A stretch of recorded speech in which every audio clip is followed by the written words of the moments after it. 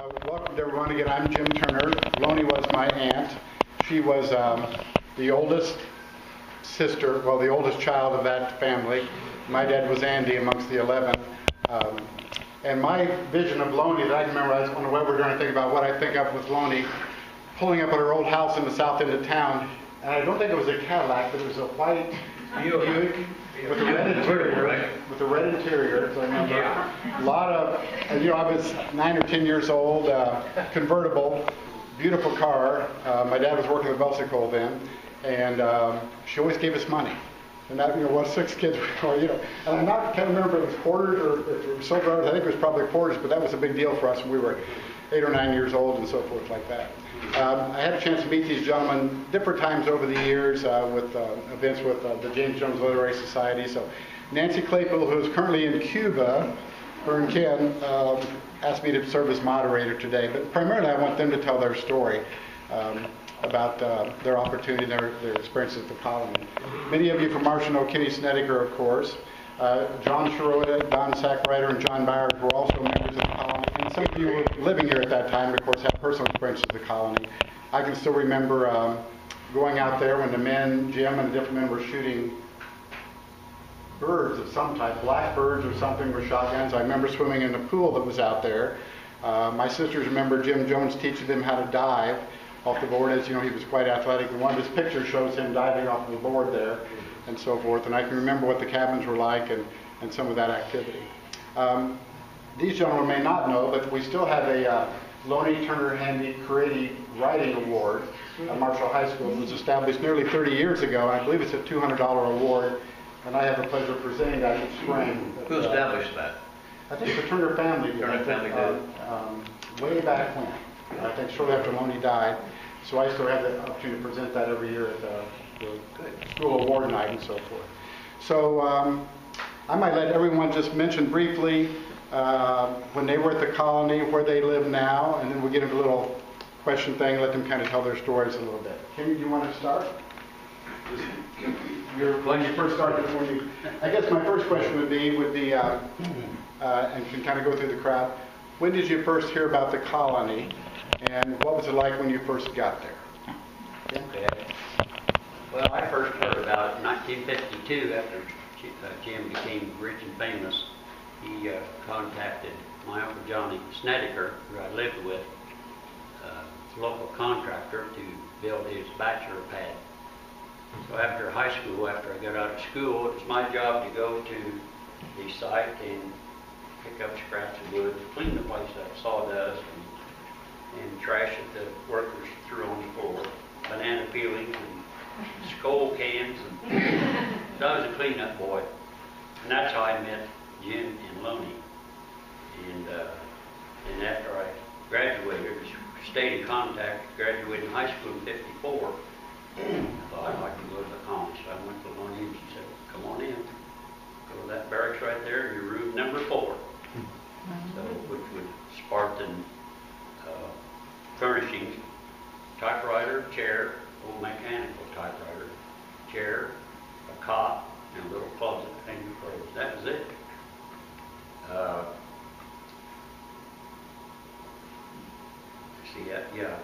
I was there 7 months.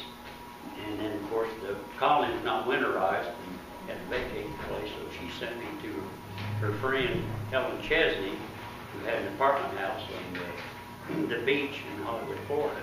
Because Lonnie and Jim and some of the guys winter there once in a while. They didn't go west for warmer weather. So I stayed with Helen for a while. In fact, Helen, I've got a picture of Helen and I at the colony. She visited the colony when I was there. So I stayed with her until I went broke, had to get a job, and kind of slept off my copying. And met a nice girl, stole my heart, fell in love, came back and went broke. It's the worst winter in Florida they'd ever had. Coldest winter on record, no job. So I came back to Marshall, and Uncle Johnny says, I think you need to go, Johnny. And Lonnie told me, said, you need to get out and get more experience, some stuff to write about. Take notes, remember stuff. So I joined the Army for a couple of years, and stayed in contact with my girlfriend, and we wound up getting married. And of course, for 9 months she had a child, so I did the ultimate sin in Loney's eyes. Took off with a woman. Didn't do that to be a writer. Yeah, I was going to ask you. Didn't do that to be a writer. Anyway, that pretty much ended my writing career. I never did publish anything. I wrote some skits and stuff for her to edit. And we corresponded. I still have her letters. They were very, very interesting. She was, well, I've never known anybody like her. Outstanding person. She could just be a beautiful human being, so kind and sweet to you. Or if you crossed her, it was like a drill sergeant. You were in big trouble. So you tiptoed around her. The thing I remember about her, you'd be in barracks typing copy, and you hear that her screen door slam on her cabin, and she'd come and flip-flop the slippers she wore, her cut-off pants, whatever the girls call those, and a sweatshirt with the sleeves rolled up, walking out across White Rock toward the Ramada, fix up and eat or to give somebody the Dickens. But yeah, we'd get up about 5:30, go to Ramada, and drink coffee, make some toast. Sometimes she'd have hot Jello, liquid Jello was pretty good. She was big on lentil soup for lunch. And lentils was one of the few foods, I mean the only food mentioned in the Bible, so you had to eat lots of lentils. Me neither. I didn't have a whole lot to do with Jim. He was rich and famous, and Jim was kind of hands-off when I was there. But one time, I saw him sitting in with the usual drink and cigarette out behind his house. And so I walked over and was asking him how he handles flashbacks. Well, he didn't elaborate very much, so I left. And the next day, Loney called me and said, "You don't be going over there bothering Mr. Jones." Okay. Enough of that. I remember Jim diving off that diving board. In fact, I remember the pool being built. They hauled in all those huge bricks, and the guys would go out in the afternoon, and after they spent the morning copying and writing, they'd chip all that concrete off the border, and then, of course, lined the holler, built the pool, put concrete over it. It was pretty neat. I didn't know how to swim, so I seldom got in. But remember Jim on the trampoline, boy, he jumped way up and do flip-flops. We played some ping pong together on shuffleboard. Didn't see a whole lot of him over the common. How many of you remember Jim running around town with arms full of turquoise jewelry? Is that Jim's bracelet? Yes. I'll be there. Loney gave these to me. Yeah. So, first time I've worn them in years. Glad to show it off today. That's the real thing, for sure. It's Yeah. a good piece. Yeah. I think these might have originated with Rex Bowen in Well, Tucson. yes, he's a member who came to the colony, and his Yes. family ran a whole bunch of shops all out through the west with real authentic, beautiful Indian things. Yeah, he had the Jaguar convertible I used to drive Tom Shamales in to tear it with the back. Oh yeah, Tom Shamales. I really like Tom. Great big man. He saw some of the worst action there in Burma. I don't know how he kept his right mind.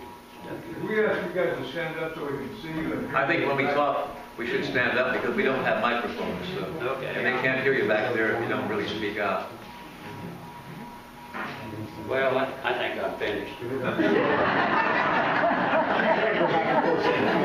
Okay. John, do you want to talk about your experience the first time you went to the colony and met Loney? Actually, I'm from the Pacific Islands, Hawaii. How did I end up down in southern Illinois called Marshall, Illinois? Well, it all started back in 1951. And it's a great book from Lady Eternity came out. When I read it, I was so enthralled, so captivated by it. The reason for that is because the story takes place in Schofield Barracks on the island of Oahu near Pearl Harbor. And I happened to have been stationed there one time also in Schofield Barracks. So when I read From Here to Eternity, I thought, my God, it's like my own life. Well, in the same quadrangle where you have different quadrangles in Schofield Barracks, and happy to be there. So when I read the book, I thought, someday I'm going to write a book about Schofield Barracks also, from the Hawaiian point of view, not from someone from Robinson. So anyway, I got through college and all that. And in 1959, I started to write my manuscript, my great American novel. So I wrote and wrote for about 3 years. Finally, I wrote to Lonnie, this lady called Lonnie, I didn't know her personally then. I wrote to this lady called Lonnie Handy in Marshall, Illinois. And I told her I have a great book, and even better than For Me to Eternity, and I'd like her to help me publish it. And I sent it to her. And then about 3 days later, I got this envelope back, the same envelope I sent her. And she sent it back to me. And on the very first page, as I opened it, she had S-H-I-T.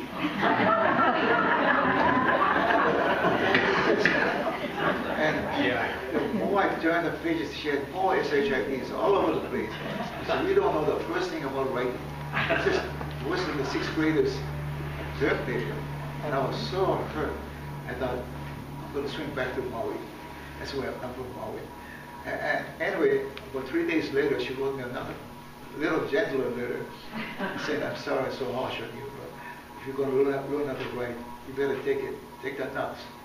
And so I thought, well, tell her with her, I'm not going to write to her after all the names she called me. But someone or other, because she was so honest, so truthful, didn't hold back anything, I had to admire her for that. So I answered her letter, and then she says, I want you to throw away whatever you've written. And I had something like 500 pages, and there's no way I was going to throw this away. Anyway, she wants you to dump it, burn it, start all over. Well, I wasn't going to do that. Then she told me about copying great writers. I started with James Jones and Steinbeck and Faulkner, and I didn't know what she was talking about when she said copy these great writers. Man, what am I going to do? Plagiarize these writers? So I didn't listen to her. Then I sent her the next chapter, and just as expected, she was quite harsh. She said, you didn't throw away that other letter, manuscript, did you? I can still see it. I told you to burn it, throw it away, start all over. Otherwise, don't even write to me. I stay with winners, not you're losers. So anyway, because I respected her, out of her honesty, her truthfulness, she didn't hold back anything. I really, from there on, I had never met anyone like this. And of course, I knew about her because many articles were written about her when Eternity came out. In the Life magazine, about this lady called Lonnie Handy from Robinson, Illinois. And now they have a column here in Marshall. So I had no one quite quite a bit about her through the medium. And because I had faith in her, I kept on, I started to write. And I sent her a chapter. She sent it back. And she was just as harsh, just as cruel. But there was some encouragement. She says, I think you're improving a little. I want you. Anyway, I did this for 6 months. And she said, you're not progressing fast enough. She said, you did not burn the manuscript, did you? How the hell did she know that? I said, there was a mental telepathy. She said, you and I will connect each other through the air. And I really believed her, especially when she told me, do not burn your manuscript. If you're not going to burn it, stop bothering me. I don't have time for losers. So I did at night in my apartment. I dumped my 500-page manuscript with tears in my eyes. But something happened when I did that. A catharsis took place. I felt cleansed, and I was going to start all over again, which I did. And I started to write a new novel, completely new novel about Hawaii, the island of Maui where I'm from. And she started to correct it, send it back to me, back and forth. And she was a little gentler in criticism. Nevertheless, just as harsh, just as tough. And I waited for her to have me come to Marshall. And I did this for 3 years. And at that time, I was an internal revenue agent in Hollywood, California. And I hated my job, and I wanted to come out here. So in about 3 years, she wrote me, she said, I think you're ready to come to the colony. The next day, I walked in my boss's office, I told him I'd quit. And I just quit everything, packed up my stuff, and came to a place called Marshall, Illinois. I didn't know where it was, I knew it was place called Marshall at Dalton, Southern Illinois. So when I came here, I remember I went to a grocery store and I asked the lady, where's the Lonnie Handy's lettuce colony? She knew nothing about it.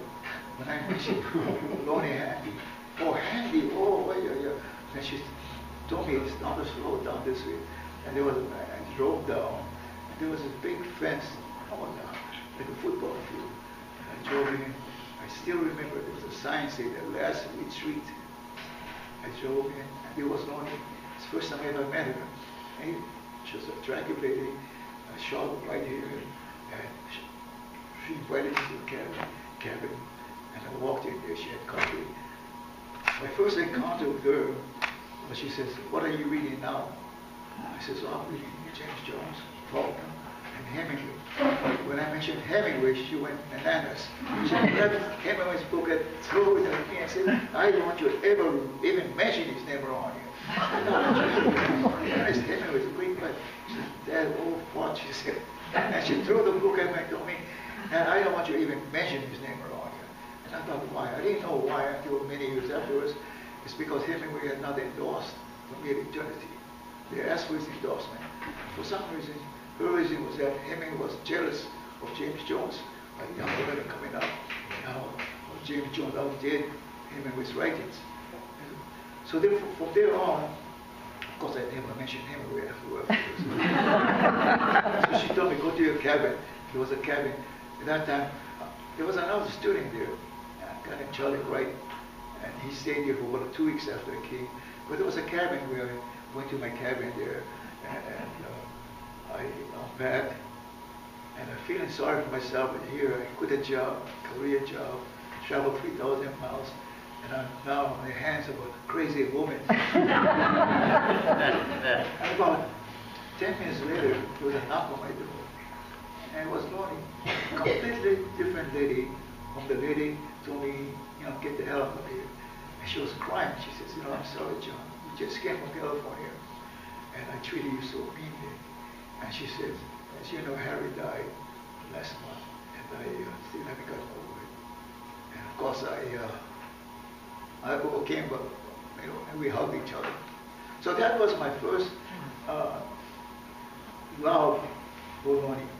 Until then, it was completely, I call it an encounter.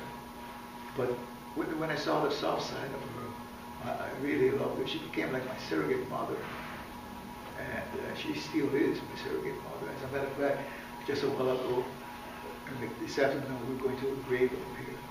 And that's how strongly I feel about her. Thank you.